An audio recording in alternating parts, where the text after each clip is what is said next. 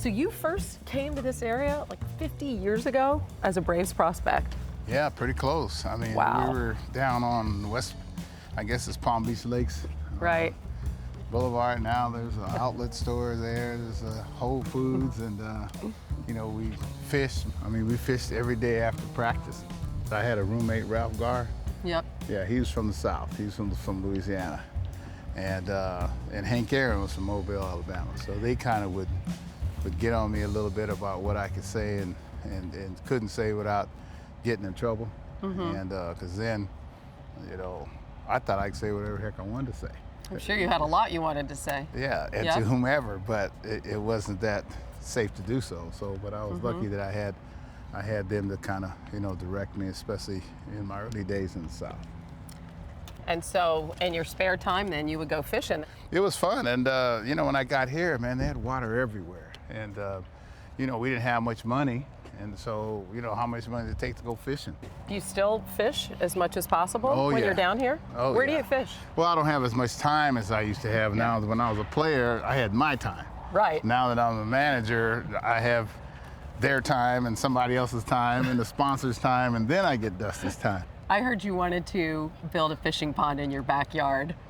And You sure heard a lot, didn't you? and I guess an insurance person said, you know what, maybe we don't do that. But you came up with another plan for your backyard. You're there in California, right? Yeah, well, I came with another plan because, like you said, it was going to cost me a bunch of money.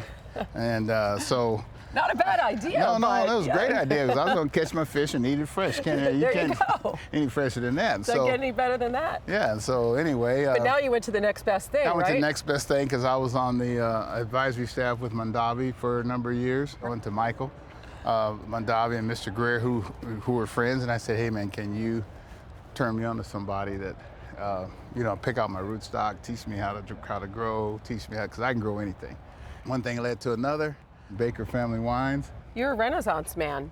Well, I've been accused of that before because I'm just... Accused of that. Yeah, I just don't... it's hard for me to do, you know, just one thing, and I'm curious about a lot of things. Right. How helpful was that for you to have these other interests, to have your vineyard and to have your energy company in those couple of years that you were out of baseball before you came here to the Nationals? Well, that's a very good question because that helped me a lot. You know, it took my mind off baseball, even though I was still watching.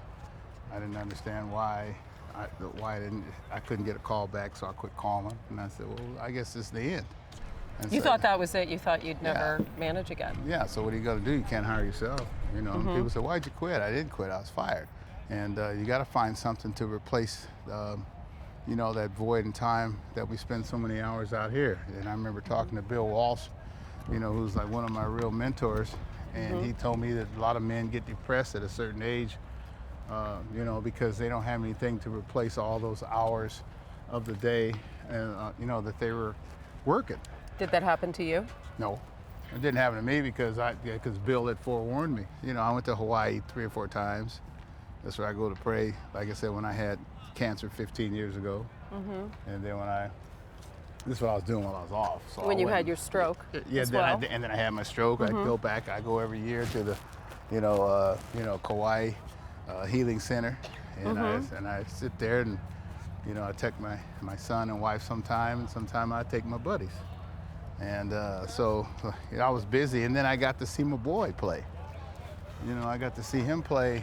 Darren. Oh yeah, on little 3-year-old Darren in everybody's mind. JT Snow whisking him to safety when he was a bad boy. JT can pick him up now. So he has a scholarship at Cal, University of California, and but the scouts have been coming by, and it's been good. It's been, and now I'm missing him some. But I told him, I said, hey man, you know, like he's the one helped me make up my mind to come back and manage here. Yeah. Really? Yeah. How so? Well, he said, Dad, you know, this is a chance of a lifetime, number one. I said, son, that's what I'm supposed to be telling you. And he said that, you know, he said, Dad, they got a great team. I said, well, okay, son, we'll see. And I said, well, I'll miss, you know, your games and ball. And he said, Dad, he says, I got work to do and you got work to do, you know. So that was very mature of him at the time. How do you, with all of your experience, approach someone like a Bryce Harper, who by his standards, which were so lofty, had a subpar season last year? Well, sometimes there's good years, sometimes there's bad years. It's just sometimes things fall for you.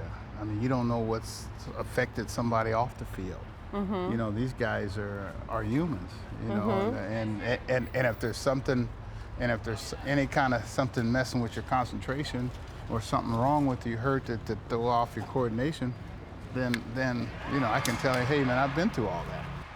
Sometimes you gotta let them fail before they really listen. Oh, And that's what I think one of the toughest things to do in coaching is when you see something going down, but it's easier to listen when things are going poorly. Bryce is going to have a great year. He is going to have a great year. You're going to say that right now. Yeah. What makes you say that? Well, just because he's so focused. You know, he don't like what happened last year.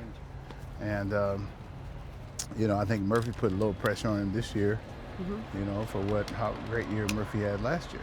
And I'm hoping that they can stand side by side along with them and work. We got some guys that, you know, need to do some things. Anthony Rendon. I mean, we have a good team.